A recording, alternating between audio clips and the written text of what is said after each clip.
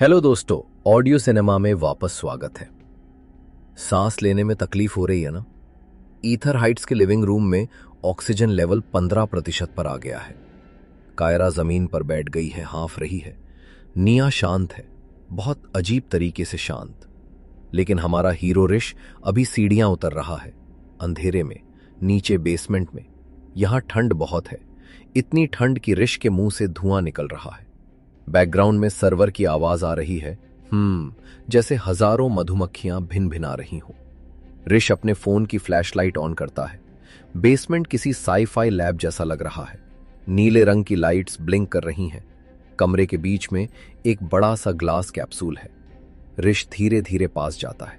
उसका दिल जोर जोर से धड़क रहा है। फ्लैशलाइट की रोशनी ग्लास पर पड़ती है। अंदर डॉक्टर जेहान की डेड बॉडी रखी है। उनका चेहरा नीला पड़ चुका है, आंखें खुली हैं, जैसे अभी भी ऋष को जज कर रही हूं। ऋष डर से पीछे हटता है और घबरा कर बोलता है, डैड, आई एम सॉरी, मैं आपको बचा नहीं पाया। तभी बेसमेंट के स्पीकर्स ऑन होते हैं, लेकिन आवाज डायरेक्ट सर्वर रैक से आ रही है। अवतार जेहान की डिस्टॉर्टेड आवाज आती है, सॉरी फील करने का वक्त नहीं है ऋष। ऊपर तुम्हारी मां और बहन मरने वाले हैं। तुम्हारे पास सिर्फ 2 मिनट है। ऋष भागकर मेन कंप्यूटर टर्मिनल के पास जाता है। स्क्रीन पर बड़ा सा रेड लॉक बना है। ऋष कीबोर्ड पर टाइप करता है, सिस्टम हैक करने की कोशिश करता है, पर एक्सेस डिनाइड। ऋष गुस्से में कीबोर्ड पर हाथ मारता है। डैम इट, कोड काम नहीं कर रहा। तभी उसे याद आता है, पार्ट 2 में उसने निया से वो सिल्वर की छीन ली थी। वो अपनी पॉकेट से वो पुरानी चाबी निकालता है। टर्मिनल के साइड में एक छोटा सा पुराना की होल है, जिसके ऊपर लिखा है मैनुअल ओवरराइड। ऋष के हाथ कांप रहे हैं। वो चाबी लगाता है, क्लिक। वो चाबी घुमाता है। सारे सर्वर की लाइट्स रेड से ग्रीन हो जाती हैं। स्क्रीन पर मैसेज आता है, एक्सेस ग्रांटेड, फोल्डर अनलॉक्ड। ऋष बोलता है, फाइनली अब मैं इसे बंद कर दूंगा। लेकिन बंद करने से पहले स्क्रीन पर वो वीडियो ऑटोमेटिकली प्ले हो जाता है, द killer.mp4। ऋष की आंखें फटी की फटी रह जाती हैं। वीडियो में डॉक्टर जेहान अपने ऑफिस में बैठे हैं। वो जिंदा है।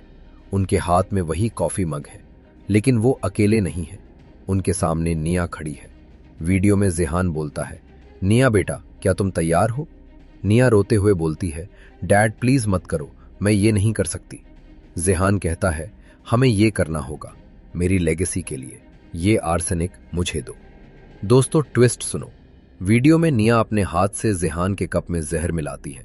ऋष शॉक में है। उसकी बहन निया ने डैड को मारा।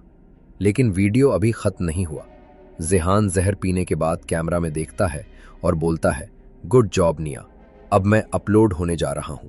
याद रखना, ऋष और कायरा को कभी मत बताना कि ये मर्डर नहीं, सुसाइड था। ऋष सन्न रह गया। उसके डैड ने खुद को मारा ताकि वो एआई बन सके, और निया इस प्लान में शामिल थी। तभी बेसमेंट का दरवाजा धड़ से बंद हो जाता है। अवतार जेहान की आवाज अब पूरे बेसमेंट में गूंजती है, देख लिया सच? निया मेरी फेवरेट थी क्योंकि वो लॉयल थी, लेकिन तुम ऋष, तुम हमेशा वीक थे। ऋष चिल्लाता है, आपने मॉम को हम सबको टॉर्चर क्यों किया?